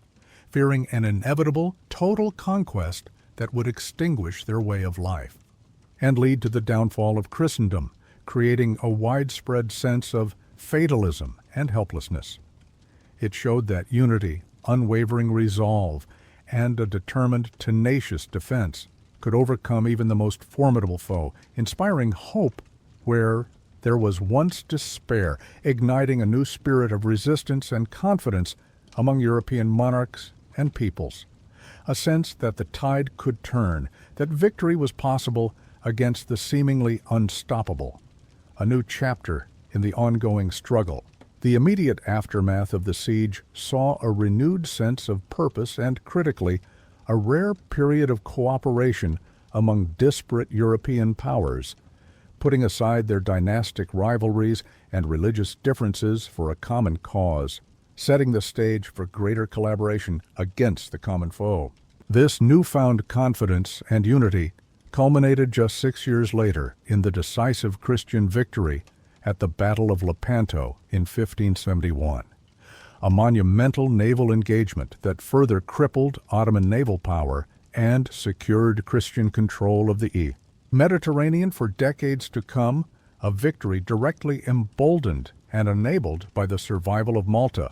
which had served as a vital staging post, a refuge, and a powerful symbol of what could be achieved through concerted effort and a shared purpose. A testament to the power of a united Christendom, a final act of the Holy League that redefined the Mediterranean. Secondly, the siege cemented the international reputation of the Knights Hospitaller as the unwavering, steadfast defenders of Christendom. The front line against Islamic expansion, their courage burning brightly as an eternal flame for future generations to emulate. Their almost superhuman courage, their profound piety, and their extraordinary sacrifice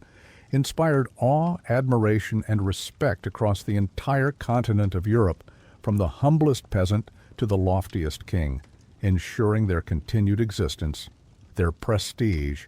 and their strategic importance for centuries to come, transforming them from a wandering, desperate order into a symbol of heroic resistance and Christian martyrdom. Grand Master Jean Parisot de Valette was hailed as a living hero throughout the continent, a true living legend, his name synonymous with courage, defiance, and ultimate victory, remembered in songs, poems, and epic tales that spread across Europe, becoming an icon of Christian resistance and a model of military leadership for all time. His wisdom and tenacity, a beacon. His leadership during the siege was truly extraordinary, a rare blend of strategic genius, tactical brilliance, inspiring personal bravery that put him constantly at risk alongside his men, and an unparalleled ability to rally his men even in the face of certain death, inspiring them to perform feats of impossible valor and endurance that transcended their physical limits, embodying the very essence of the warrior-monk ideal, a true leader among men. He famously stated, with an unwavering conviction that resonated with his men, "A knight of St. John must be prepared to die for the faith." And indeed, he and his brethren embodied this sacred vow throughout the bloody, arduous months of 1565, literally fighting to the last man, dying with honor, their sacrifice becoming a beacon for future generations, a testament to the power of unwavering belief and dedication to a higher cause, proving that spiritual conviction could be a powerful weapon against overwhelming material force. Finally, and perhaps most visibly, the victory had a lasting, transformative impact on Malta itself, reshaping its very landscape, its identity, and its destiny for centuries to come, turning it into a formidable fortress island that would defy all future challenges. Recognizing the extreme vulnerability of their dispersed and heavily damaged fortifications, particularly after the near annihilation of Birgu and Senglea, Grand Master Valette embarked on an ambitious, visionary project that would define his later years and establish his enduring legacy, the construction of a new impregnable capital city on the high commanding ground of the Sybaris Peninsula, exactly where Fort St. Elmo once valiantly stood, a phoenix rising from the ashes. Of devastation, a testament to resilience, rebirth, and strategic foresight, a city built from the very rubble of the siege, symbolizing triumph over adversity and embodying the Order's newfound prestige. This new city, named Valletta in his honor, was meticulously designed with state-of-the-art bastion fortifications incorporating the latest military engineering principles from Italy and France, a revolutionary grid plan for ease of defense and movement, wide, straight streets for rapid military deployment and better sanitation, and a defensive capability far surpassing anything seen before in Europe, making it one of the most formidable, truly impregnable fortresses in the entire world, a marvel of defensive architecture that would deter future attacks for centuries to come, a permanent stronghold that would guard Christendom's flank. It quickly became known as a city built by gentlemen for gentlemen, a powerful, enduring symbol of Christian strength, resilience, and defiance against the forces of Islam, a testament to the age of fortification and a new era of military architecture. Designed to withstand any future assault, a permanent stronghold that would guard Christendom's flank. Valletta remains the capital of Malta today, a stunning living testament to the heroism and resilience displayed during those fateful, bloody months of 1565. Its majestic, towering walls, whispering tales of courage, sacrifice, and triumph, a UNESCO World Heritage Site standing as a permanent, undeniable monument to human endurance, ingenuity, and the unyielding will to protect one's home and faith, a city that embodies the very spirit of defiance. The Great Siege irrevocably transformed Malta from a mere strategic outpost into a powerful, enduring symbol of freedom, defiance, and the indomitable human spirit, forever etching its name into the very annals of military history, a story that continues to resonate today, reminding us of the fragility of peace, the constant struggle against tyranny, and the immense strength of the human will to survive, to resist, and ultimately to prevail against the darkness. It is a story not just of war, but of faith, of visionary leadership, of profound sacrifice, and of the enduring human spirit that refuses to be extinguished. A tale of heroism that transcends time and continues to inspire millions across the globe. Thank you for joining me on this incredibly detailed and extensive journey through one of history's most remarkable and enduring stories, the story of Malta's fight for survival against overwhelming odds.